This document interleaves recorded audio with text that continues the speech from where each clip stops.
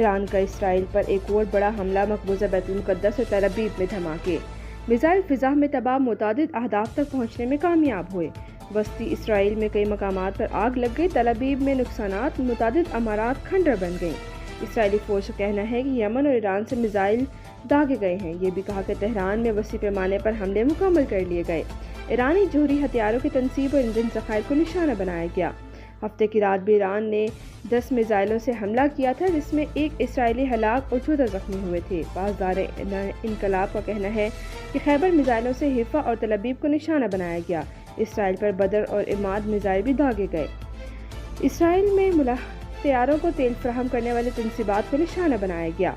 Israel बाज ना आया तो आइंदा इससे भी बड़े और महलिक हमले किए जाएंगे। ईरानी मीडिया के मुताबिक हिफा में हमले से रिफाइनरीज को आग लग गई।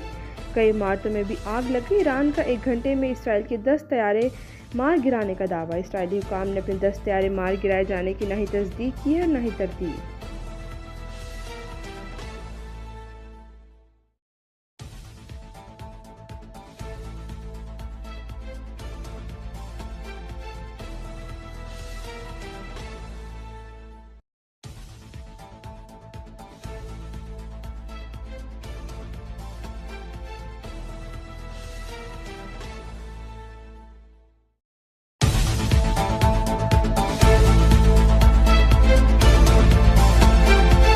ईरानी शहरों पर इसराइल का क्रूज़ मिसाइलों से हमला, वज़ारत दिफा के हेडक्वार्टर को निशाना बनाया। तेहरान ऑयल रिफाइनरी पर इसराइली हमले के बाद आग लग गई।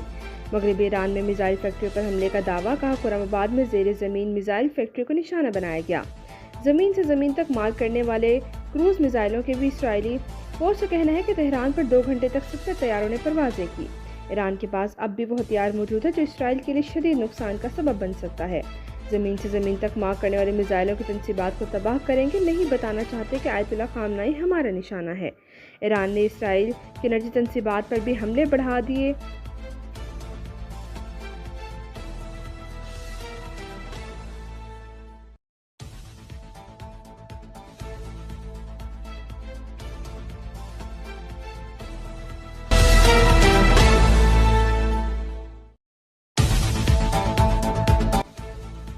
इसराइली वज़ीर-ए-आज़म नेतन्याहू ने कहा है कि आयतुल्ला की हुकूमत हर जगह निशाना होगी। इसराइल ने तेहरान की 14 मंजिला रिहायशी इमारत पर हमला करके 20 बच्चों समेत 60 ईरानी शहीद कर दिए। ईरान की मज़ीद 3 जौहरी साइंसदान भी शहीद हुए। शहीद होने वाले साइंसदानों की तादाद 9 हो गई। असमाहान, शिराज, तब्रेज़, बलूचिस्तान, हमदान और करमान शाह पर भी इसराइल के हमले। इसराइली वज़ीर दिफा ने धमकी दी थी अगर ईरान ने इसराइली शहरों पर मिसाइल हमले जारी रखे तो तेहरान जल जाएगा।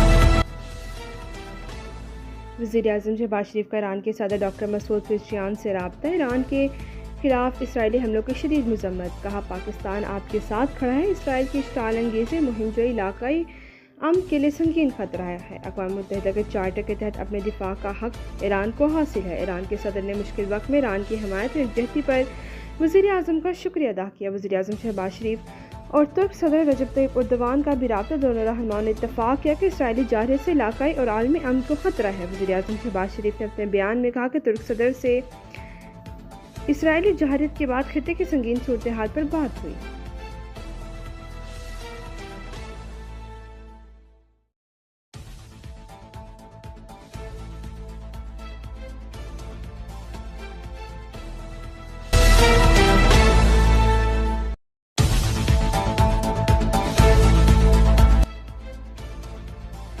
इसराइल की मोहब्बत में भारत का शंघाई ताउन तंजीम से इख्तिलाफ। तंजीम ने ईरान पर इसराइली हमले की मजम्मत की तो भारत ने इस बयान से ताल्लुकी का इजहार कर दिया। इसराइल ईरान कशीदगी से मुतालिक SCO के बयान पर होने वाली बातचीत में भारत ने शिरकत ही नहीं की।